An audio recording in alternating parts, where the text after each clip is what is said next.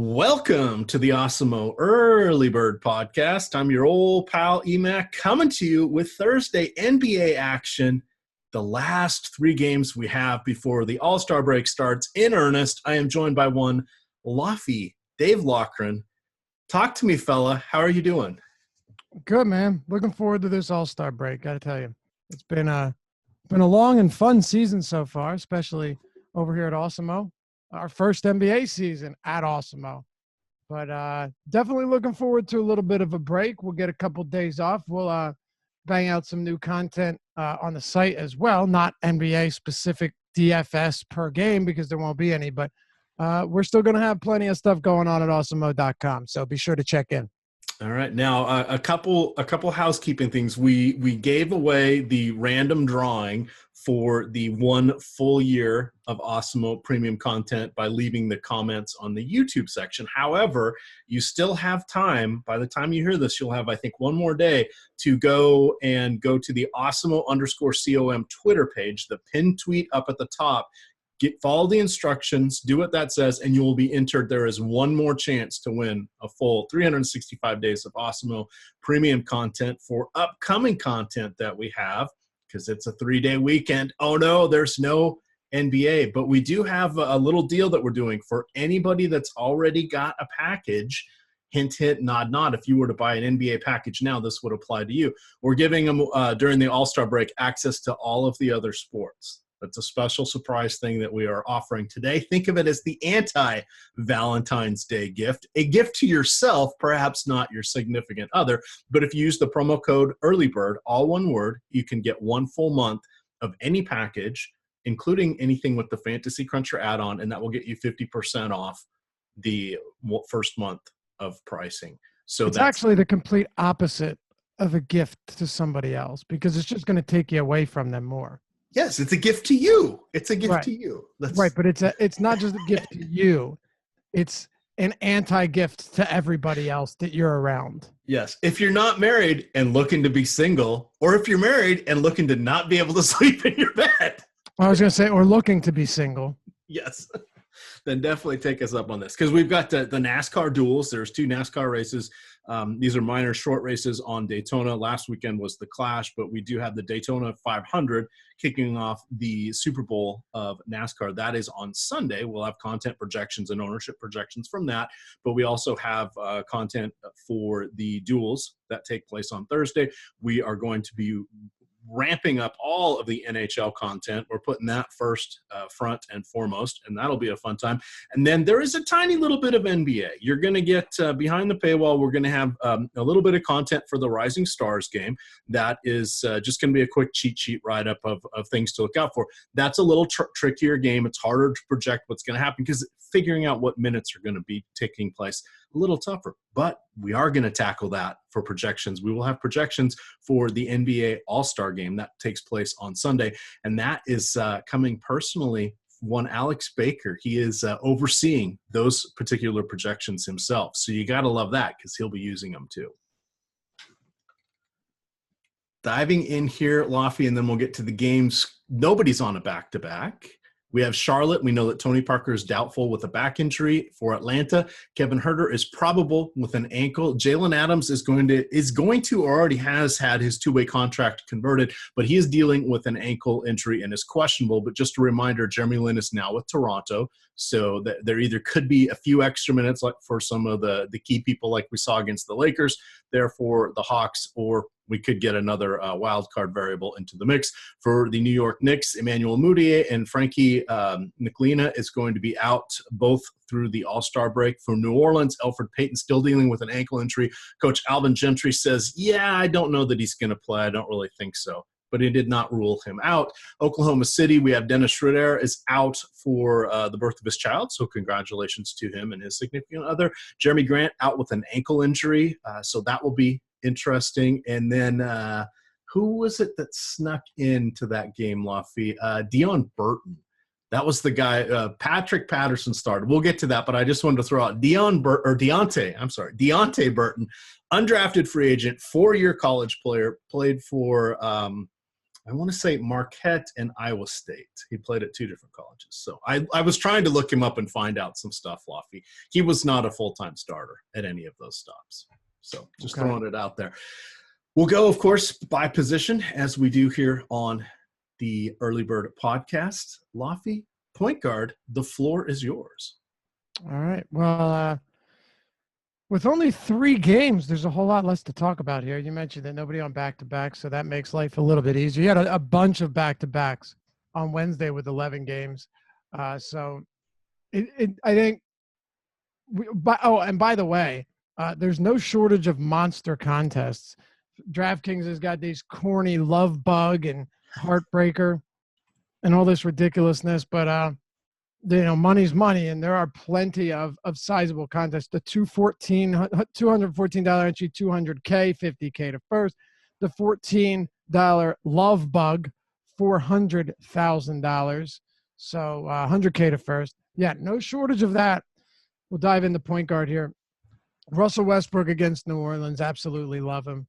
And I don't see how you couldn't like Russell Westbrook in this spot. I get it. Paul George has been incredible. And I mentioned this the other day. He's done a great job of dispelling that myth that no good players can get better around Westbrook. Well, Paul George sure as shit has, and he's looked great. And I like him just as much. But Russell Westbrook has triple-doubled in like 70 straight games. I mean, it's really just absurd at this point. It's not like he averages a triple-double on the season, because he does. But it's weird when he doesn't triple-double in a game. So on DraftKings, think about how much more valuable he is there. You're getting the big bonus points for the triple-double. A turnover-prone player only loses half a point per turnover. All of these things really benefit him. 2 pace-up teams. You're looking at 2 basketball teams that on the season are playing at a top 5 pace, I think. Let's see, the Thunder are all the way up to 3rd. Yeah, New Orleans is 6th in pace. Expect to see a ton of points in this one. So I really like Russell Westbrook a lot, even though Paul George is doing his thing. It doesn't really bother me. It's 3 games, so you might have to bite the bullet with some guys that might be a little pricier than you'd prefer. But Trae Young, man, I really do think this is a solid spot. And given their just lack of depth at the position, I'd mentioned the other day I expected him to play 35 minutes because of who they didn't have in the backcourt. He played 38 minutes in regulation, had a really strong game. His usage, his assist rate, all of them have been fantastic. There's no more Jeremy Lin. We don't even know if Jalen Adams is going to play. So if he doesn't play, then they have even less depth, and you'll be getting like DeAndre Bembry as your backup point guard. What's not to like about that? So, yeah, I actually would be willing to pay for Trae Young there. I don't think it's that crazy. And then Dennis Smith Jr. So we still have plenty of time to go. We're recording this one a little bit earlier tonight. Dennis Smith Jr. looks like he's on pace to play far fewer minutes. I know he got 2 fouls. I'm not sure if they were early or not. He's going to play about 13 minutes in the first half. It seems I still expect him to get back up to around 30 in this game against the Hawks. And this is the best matchup he's had since his first 5 matchups. EMAC teams that he faced had an average pace of 98 possessions per 48. That would come in as the 28th slowest team on average in the league. And then the Philadelphia 76ers, a good team with a solid defense. You can't ask for a better matchup than this. So Westbrook in that top tier, Trae Young in the upper mid-range, Dennis Smith in the lower middle tier. And then if you're looking at value, it's going to be tough. Guys like Kadeem Allen probably will get significant minutes. He has been playing a lot of minutes, and he gets Atlanta. I know it's ugly, but if Moutier remains out, we know Ntilikina's already out. It's not the craziest idea to give him some consideration, especially given that it's likely that if Elfrid Payton stays out, it's likely that Holiday starts at point guard as we saw last game, and Frank Jackson goes back to the bench. There really isn't a lot of value to be had here. Yep, and I was looking at my note sheet again, and once I heard Lofty mention the Knicks, I did misspeak. The Knicks are the one team that on the back. Yes, the one team. You're right. Yep.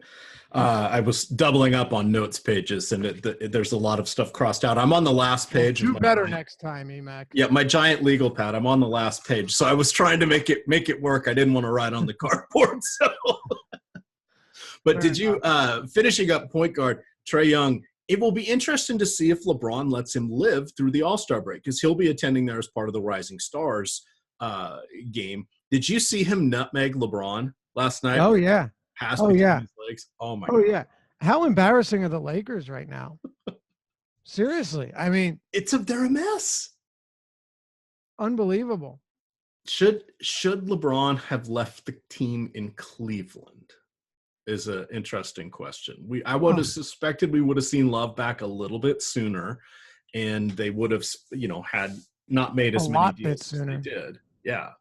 I think this is a sign your 4-year contract. I'm sure he'll play a little longer than that, but go out west, live out in beautiful Los Angeles. Not to say I'd ever want to live there. I definitely wouldn't, but it's a whole lot less about the environment, or it's a lot less about the climate than it is other things. You get the gist. But beautiful out there. These companies out there, it all makes sense. Yeah. Yeah, it does. But we like to play what ifs, and we've got 6 days to do that once these games are finished. Should he have gone to the Lakers? Of course not. The Eastern coverage is a lot better now. Like the Bucks, the Raptors, the Sixers, the Pacers with Oladipo, Boston. It's not that much more lopsided. Not as lopsided as everyone makes it seem, or at least as it was, last year. But the West is still a gauntlet, and you got to get through the Warriors just to get to the place that you got last year. So yeah. I actually don't think LeBron, no matter what team he was on, whether it be the Lakers or Cavs, I don't think he'd make it to the finals in either of them. Meaning, I don't think even with the Cavs he'd make it to the finals in the East. Okay, and that's absolutely very fair. He'd at least make the playoffs. The Lakers are 2.5 out, yeah, but it's LeBron. Somebody will get bought out and head there. I was a little surprised it wasn't Enes Kanter. He will be joining Portland. But let's get on here back to shooting guard. Lafayette, you had mentioned Holiday. He has been outstanding this season, the last couple games. Minutes issues, in particular, because the Pelicans don't know what they're going to do. And then they absolutely flamed out in their last game. Anthony Davis. That was pathetic. Yeah, one of the worst games he's ever had. The starters were looking listless. At home, Mac. That was at home. Yeah, I thought they were going to at least hate win a little bit and rally behind him at home to win for the fans and make that draft pick not quite as tasty as it could be. Dreadful. Who knows?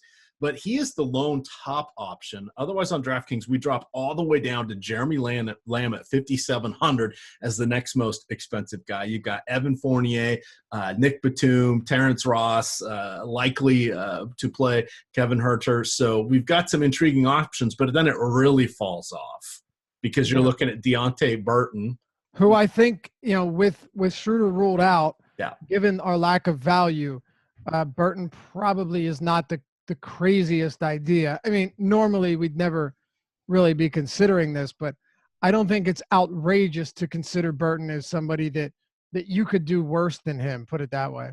Yeah, and for him, it's a minutes thing. I mean, he's an undrafted free agent. He's played 19 games so far this year. He had 3 of his 8 blocks came in the last game. I think he was like 7 of 9. He had 18 points. I think on the year he has like 68 points or something like that. So, I mean, he had a nice big game, but it's all about minutes. We have 6 teams in our player pool on Thursday, so we're going to be looking at players like this regardless.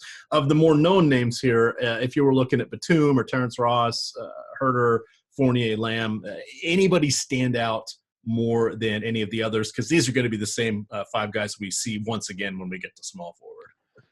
Yeah, well, Holiday, though, I mean, it was an embarrassment. I mean, that was just a flat-out embarrassment. They lost by what? 30 points? 30 points or so? 30 points at home.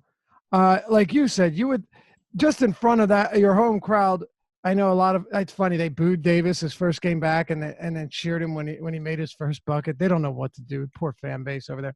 But Holiday in that game still he turned out 1.47 fantasy points per minute.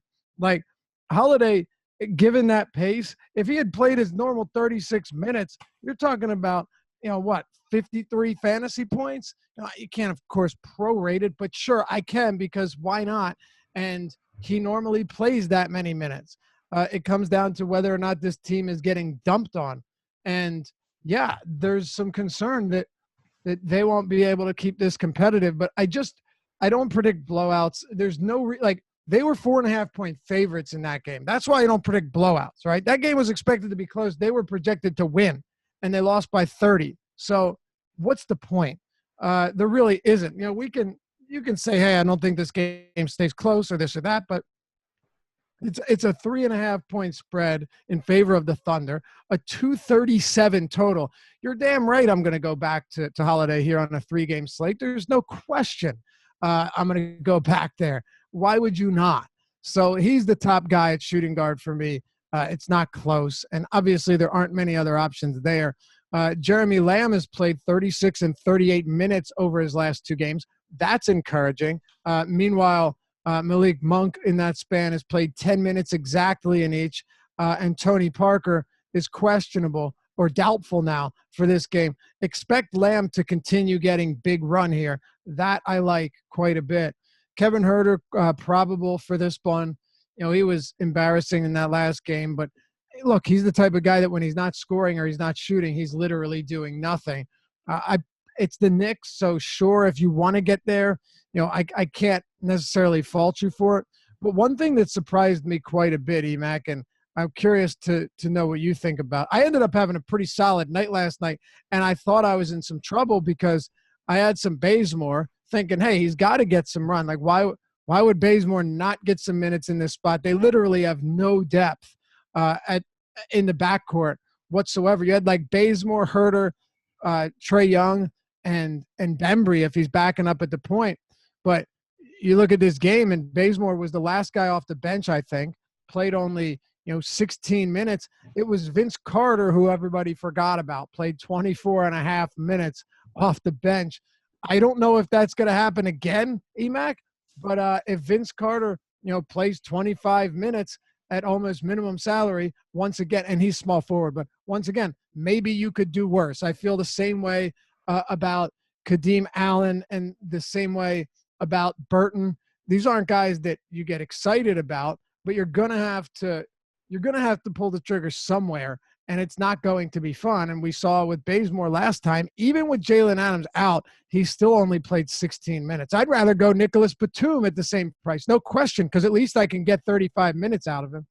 Yeah, and this is just a reminder. This is the perfect slate that we're seeing. You got a bunch of cheapies. Nobody's really standing out. We didn't, as we mentioned, didn't have a ton of injuries. We'll see if anybody gets rested, but it's not like there's a lot of all-stars coming from these 6 teams that are on the court Thursday. So it'll be a fun one. Play some of the smaller dollar amount contests. Have fun, and don't forget it's Valentine's Day.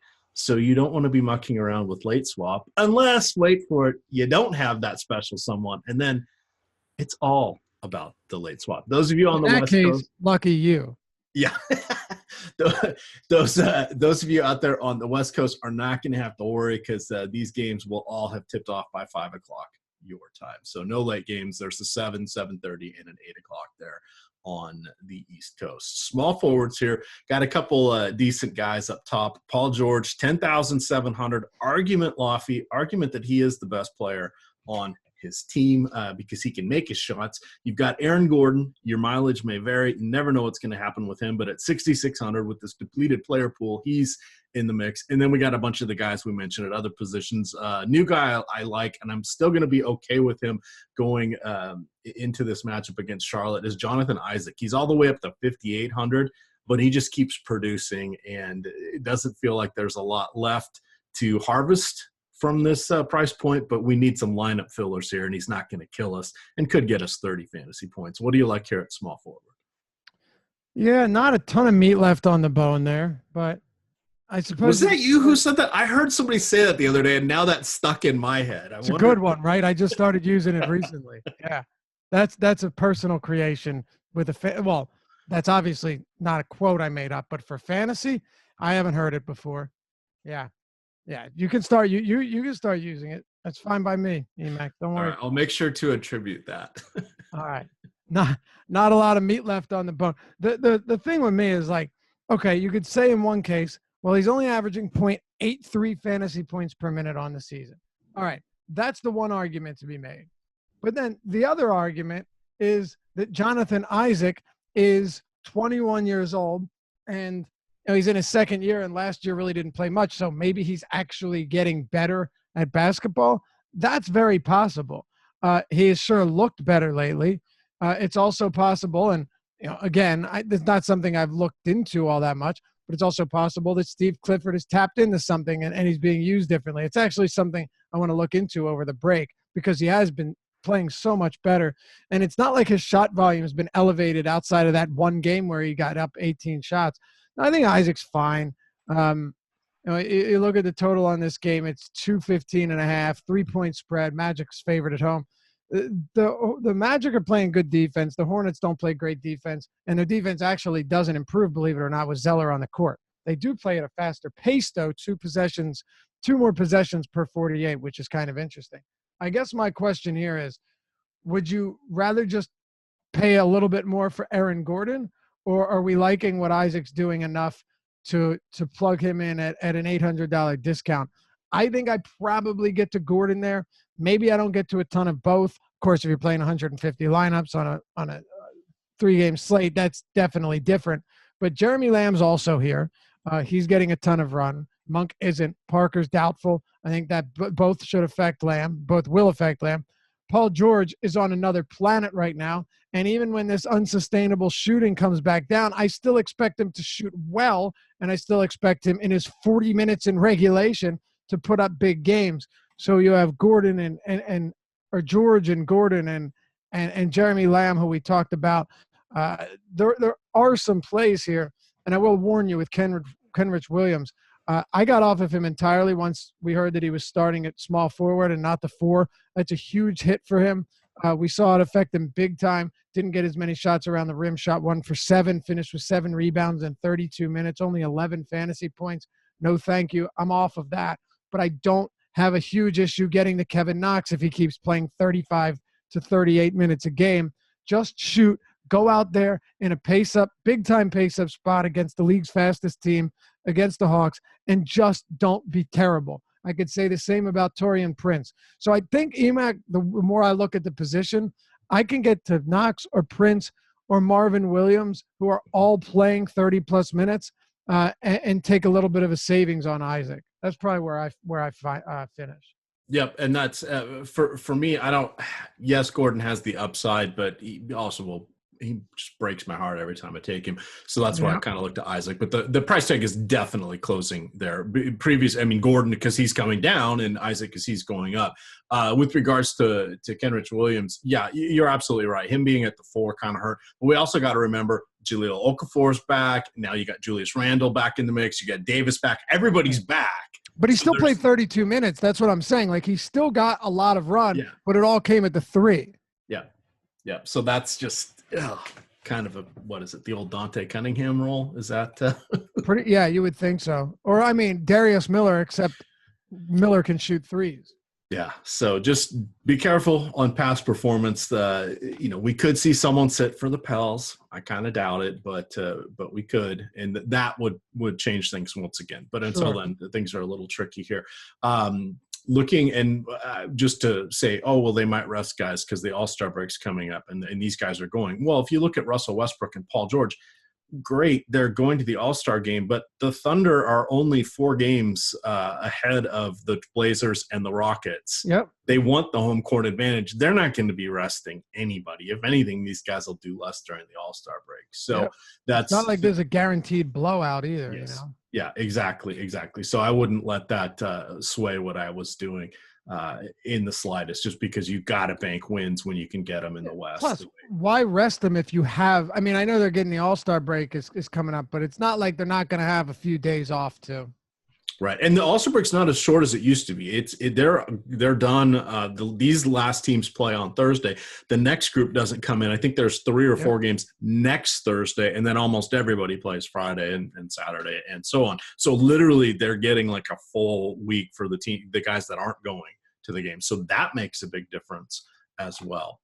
Getting on here to power forward, as we mentioned, Paul George. We got Anthony Davis down to 9,000.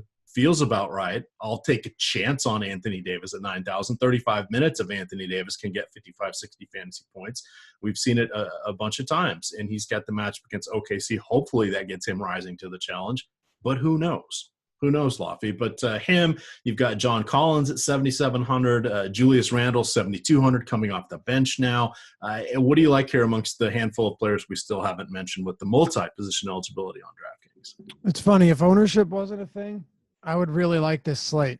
All right. But you just know how many of these guys are going to be wildly young. The truth is, though, Anthony Davis has dropped down to $9,000. $9,000 on DraftKings. You know what? I'm sorry, but yeah, I'm going to have some Anthony Davis. I don't like it, but seriously, at that salary, how do you get away from him on a 3-game slate? I don't know.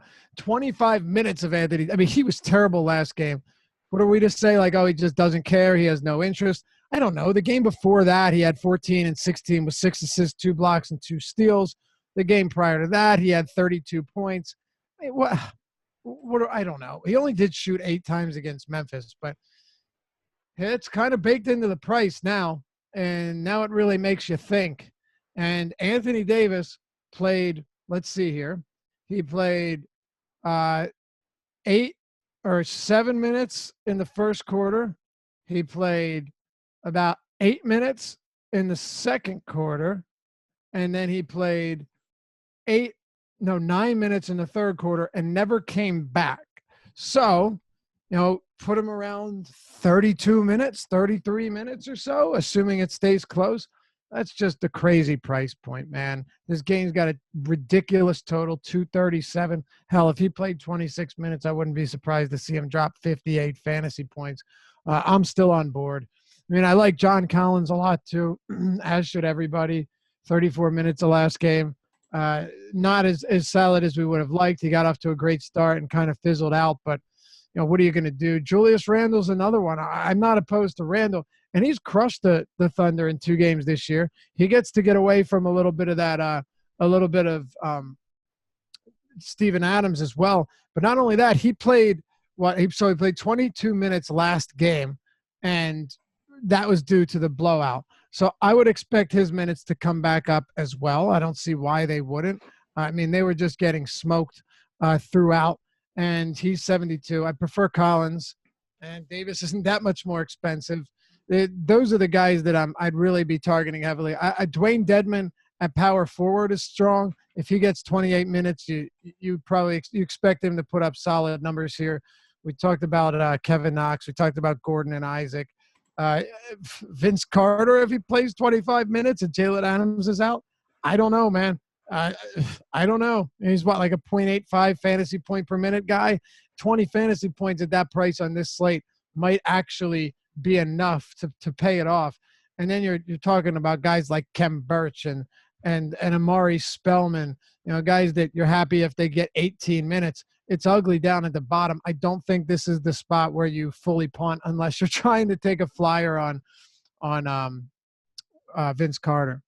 So here's a funny for Vince Carter, and then we'll get on to centers and get on out of here. But we were having a discussion in the premium Slack chat the other day, and someone was saying, well, if they're doing the Dwayne Wade, Dirk, and they get to be in the All-Star game and they're kind of doing their farewell tours, why isn't anybody doing anything for Vince Carter? And I said, well, Vince Carter has stated he'd like to play another year if he can. And I saw an interesting interview or read an interesting interview with him where he said, look, I know I'm not the same player I nearly was, but he said, I've enjoyed being a locker room presence. I can still go out there and in short stints get stuff done. And the Atlanta coaches are like, yeah, we love having him around because this is not going to be the easiest of seasons. And they're seeing this guy, by the way, just turned 42 a couple of weeks ago. They're seeing him work his ass off every day, and he's twice as old as their rookies. For sure. Yeah, it's crazy. If you don't like Vince Carter, there's something wrong with you. Really. I love what he's brought to the game. And like you said, he's hanging around because he likes to mentor younger players. And when he gets his minutes, he plays hard. How do you not like that? Yeah, and that's I mean that's all you can ask for. And even he's like, hey, I'm nowhere near what I was, but he said I can still be a rotation guy, and I bring the intangibles now. He Yep. said he goes, it's a different way. He goes, I love basketball. He goes, Yeah, it's pretty awesome. so finishing up here, Nikolai Vucevic coming in at the top center option. It ain't no AI. This ain't some cheap Russian vodka. Stoli for the win. No, there's really Nikolai vodka. Oh, is there really? Oh, it's cheap garbage. Comes in like a plastic handle. Oh yeah, it's real.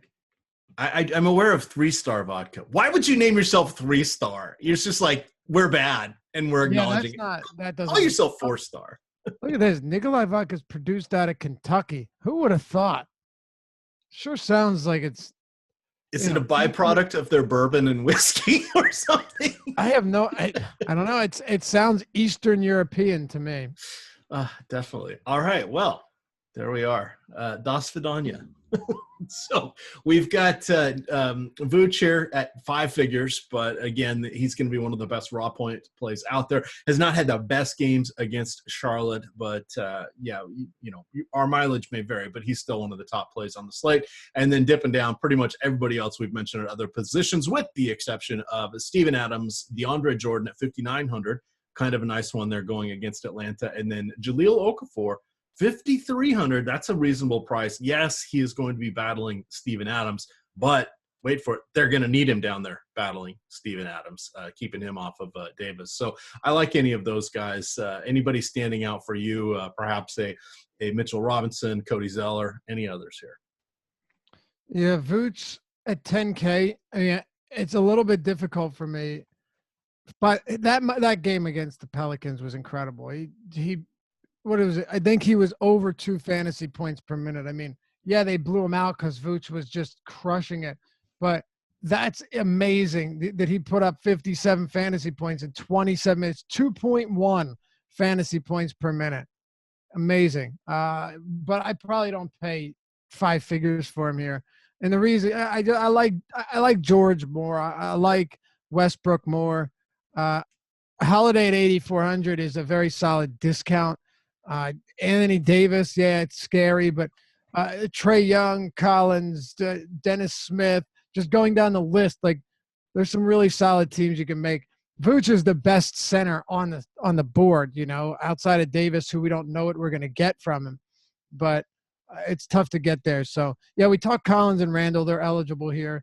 I think Adams has really, really struggled lately. This guy had 1 rebound in 35 minutes at the center position last game. That's unthinkable.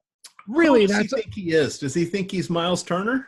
Seriously, even Turner doesn't pull that. Like, that's how bad it is. That to me is outrageous. And, I can't help but think that nobody needs the All-Star break more than Steven Adams. These big guys playing big minutes. This is the most minutes per game he's ever played. He's averaging 34 minutes per game. I think maybe that's weighing on him. So it's a really good spot, but I feel like I want to steer clear of Adams for now. He is 62 though. And if everyone feels that way, and if the ownership's projected to be low, I probably will change my tune a lot, because if he plays 35, 38 minutes at this price, he's averaging right around the fantasy point per minute on 36 minutes against the Pelicans in 3 games this season. It's clearly a good matchup no matter who starts, preferably Okafor.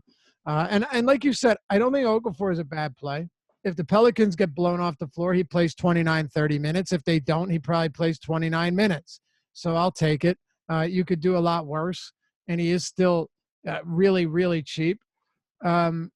And then once you get into the cheaper guys, I know a lot of people have sworn off Alex Len. You never know if Alex Len plays 20 minutes. Like, he's the ultimate 3-game slate tournament play, because if he gets 19, 20 minutes, everybody's happy. Otherwise, everybody's upset. But understand that's what comes with the territory. But one guy on the deeper dive today, or yesterday, we'll say, that I talked about. And by the way, if you want to run out like Zeller or something, fine. But you kind of know what you're getting from. One guy on the deeper dive that I talked about and said, here's someone you want to keep an eye on after the All-Star break. That's Mitchell Robinson. And it's really funny because I had mentioned that Mitchell Robinson over his last 10 games has produced north of a fantasy point per minute in all of them. And then at halftime, he has 2 rebounds, an assist, and a steal in 8.5 minutes. He had been averaging around 22, 24 minutes, almost splitting center minutes with Jordan. Luke Cornett has pretty much been forgotten about.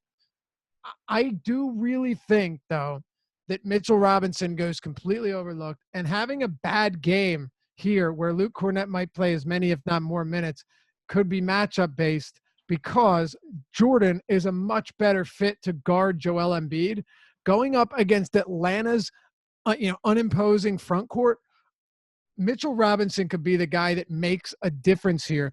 If you just look at his fantasy totals, 24 minutes, 28 fantasy points, 22 to 30, 15, 26, 24, 31, 18, 19, 24, 22. Oh, so he did have one under, but 13, 20, 23, 26, 17, 21. You get the point. If he plays 24 minutes, if he plays 23 minutes, Mitchell Robinson at 4,100 can easily get you 30 fantasy points. He's a +1 per minute guy on the season already, and he faces the Hawks. That's one of my low-owned, hopefully low-owned guys that should be able to get us somewhere if he gets those minutes. All right. With that, we're going to get on out of here. But a reminder, we do have NASCAR content for the duels on Thursday for the Daytona 500 projections, ownership projections for the Daytona 500. PGA, by the time you're hearing this, it's probably already locked. It's an early lock for this tournament. But remember, single game contest Friday, Saturday, Sunday. And that's been a lot of fun. We've got the guys in Slack behind the paywall for that, along with projections and, of course, articles. And then we've got we'll have some content for Rising Stars as well as projections for the NBA All-Star Game. We've got you covered for this next week. And then hockey's going to be in the forefront. There's going to be a special edition of the Early Bird podcast. We are going to do a look at the 4-game slate on Friday for NHL, and then we're going to spend half the show teaching and talking overarching strategies for hockey, and then we're actually going to expand the hockey shows and continue talking some strategy, how you're using Lineup Cruncher, how you can use the hockey projections, the rankings from Alex. He ranks each player individually in hockey as well as the lines and the stacks. So there's all sorts of content and information, plus we've got a wealth of gamers in the Slack channel, contributors, and just hardcore puckheads that are happy to help anybody out with their lineup construction. So it is definitely a lot of fun. With that, we're going to get on out of here. You can find Laffy at Laffy_D on Twitter. I am at EMACDFS, and it is Awesemo_COM. With that, gamers, good luck.